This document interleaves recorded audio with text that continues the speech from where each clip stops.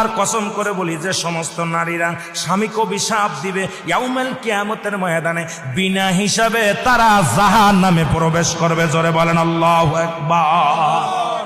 আমার মারা যারা মাইকের আওয়াজ শোনেন, শুনে নেন, যত আপনার নামাজ, আপনার রোজা, আপনার হজ সবকিছু বরবাদ হয়ে যাবে যারা স্বামীকে লানত করবেন, স্বামীকে যারা অভিশাপ করবেন, স্বামীর বিরুদ্ধে অভিযোগ করবেন, স্বামীর প্রশংসা করবেন।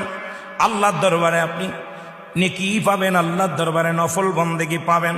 সারা রাত পরে আপনি ইবাদত করেছেন, আর একবার বলেন, আপনার মার কাছে বলেন, বোনের কাছে বলেন, ভাইয়ের কাছে বলেন, ভাইরে তোমার দুলো ভাইটা কত সুন্দর, উনি ফরেজগার মানুষ, নামাজি মানুষ, আমাকে ভালোবাসে।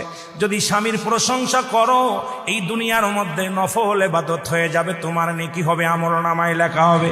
নবীজি বলছে অধিকাংশ মহিলারা ওই কিয়ামতের ময়দানে ওই জাহান্নামী অধিবাসী হয়েছে যারা স্বামীর লানতকারী। জোরে জোরে চিল্লায়া বলা যাবে না আল্লাহু আকবার। আল্লাহ নবী বললেন, আম্মা জান খাদিজা বলে হুজুর এরপরে কি দেখলেন?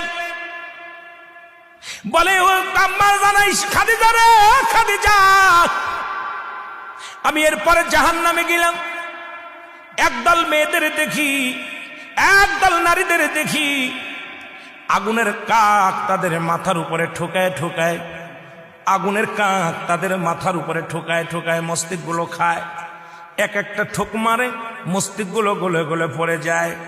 এক একটা ঠোকা মারে, মস্তিষ্কগুলো গলে গলে পড়ে যায়। আমার নবী বললেন, বলার পর খাদিজা বলে হুজুর হালাতটা কি? বলছে এই সমস্ত মেয়েরা যাদের চুলগুলো বেগানা পুরুষে দেখছে। এখন এই ওয়াজ যদি মিরাজের ওয়াজে গেলে শরীয়তের ওয়াজ, পর্দার ওয়াজ, হাকিকতের ওয়াজ, নামাজের ওয়াজ, নামাজও মিরাজ থেকে আসা পর হলো, পর্দার বিধানও কঠিন হলো নামাজ বাজার মিরাজ থেকে আসা পর। এখন এই মিরাজের মধ্যে ঢুকলেই তো আলোচনা বাইর হয়ে যায়, আর এই ওয়াজ করলেই তো সকালবেলা আমার হাতে হ্যান্ডকাপ পড়বে। জোরে বলেন ঠিক কি না?